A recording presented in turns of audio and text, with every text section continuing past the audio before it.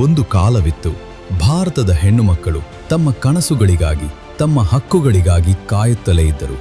ದೇಶದ ಭವಿಷ್ಯವನ್ನು ನಿರ್ಧರಿಸುವ ಸಂಸತ್ತಿನಲ್ಲಿ ತಮ್ಮ ಧ್ವನಿ ಗಟ್ಟಿಯಾಗಿ ಕೇಳಿಸಲಿ ಎಂದು ದಶಕಗಳಿಂದ ಕಾಯುತ್ತಿದ್ದರು.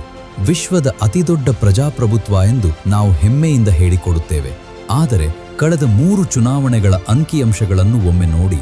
2014ರಲ್ಲಿ ಕೇವಲ 11.4%, 2019ರಲ್ಲಿ 14.3% ಮತ್ತು ಇತ್ತೀಚಿನ 2024ರಲ್ಲೂ ಈ ಸಂಖ್ಯೆ ಕೇವಲ 13.6% ಮಾತ್ರ ಇತ್ತು. ಅಂದರೆ ಅರ್ಧದಷ್ಟು ಜನಸಂಖ್ಯೆ ಇರುವ ಮಹಿಳೆಯರಿಗೆ ಸಿಗುತ್ತಿದ್ದ ಪ್ರಾತಿನಿಧ್ಯ ಮಾತ್ರ 14%ಗಿಂತ ಕಡಿಮೆ. ಆದರೆ ಈಗ ಈ ಕಾಯುವಿಕೆಗೆ ಅಂತ್ಯವಾಗಿದೆ. ಇತಿಹಾಸದ ಪುಟಗಳಲ್ಲಿ ಹೊಸ ಅಧ್ಯಾಯ ಬರೆಯಲು ಸಜ್ಜಾಗಿದೆ. ನಾರಿ ಶಕ್ತಿ ವಂದನಾ ಅಧಿನಿಯಮ. ಇದು ಕೇವಲ ಕಾಯ್ದೆಯಲ್ಲ, ಭಾರತದ ಕೋಟ್ಯಂತರ ಮಹಿಳೆಯರ ಆತ್ಮವಿಶ್ವಾಸದ ಸಂಕೇತ. ಲೋಕಸಭೆ ಮತ್ತು ರಾಜ್ಯ ವಿಧಾನಸಭೆಗಳಲ್ಲಿ ಇನ್ಮುಂದೆ ಮಹಿಳೆಯರಿಗಾಗಿ 1/3 ಭಾಗ, ಅಂದರೆ 33% ಸೀಟುಗಳು ಮೀಸಲು. ಮೋದಿಯವರ ಸರ್ಕಾರವು ಏಪ್ರಿಲ್ 16ರಿಂದ 18ರ ನಡುವೆ ಒಂದು ಮಹತ್ವದ ತಿದ್ದುಪಡಿಯನ್ನು ತರುತ್ತಿದೆ.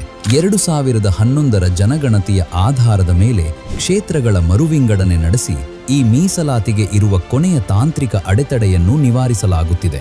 ಆ ಮೂಲಕ ಬರುವ 2029ರ ಲೋಕಸಭಾ ಚುನಾವಣೆಯಲ್ಲಿ ನಮ್ಮ ಸಂಸತ್ತಿನ 1/3 ಭಾಗದಷ್ಟು ಕುರ್ಚಿಗಳಲ್ಲಿ ಮಹಿಳೆಯರು ಕುಳಿತಿರುತ್ತಾರೆ.